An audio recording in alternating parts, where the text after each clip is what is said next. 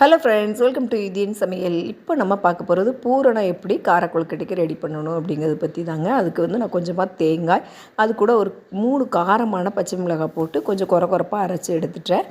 அதுக்கப்புறம் ஒரு கடாயில் வந்து 1 டேபிள் ஸ்பூன் ஆயில், கொஞ்சமாக கடுகு போட்டு, கடுகு நல்லா பொரிஞ்ச உடனே கறிவேப்பிலையே நல்லா சின்னதாக கட் பண்ணி வச்சுருந்தேன். அதையும் இது கூட போட்டுட்டு, அப்புறம் நான் சிறுபருப்பு வந்து கொஞ்சமாக வேக வச்சுருந்தேன். அது 3/4 அளவு வெந்தால் போதும்.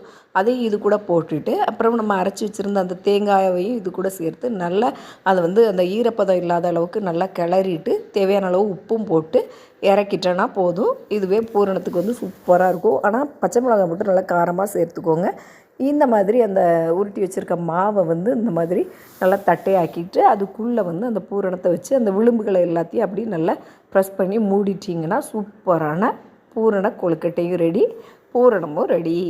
இந்த வீடியோ பிடிச்சதுன்னா லைக் பண்ணுங்கள், ஷேர் பண்ணுங்கள், சப்ஸ்கிரைப் பண்ணுங்கள். நன்றி.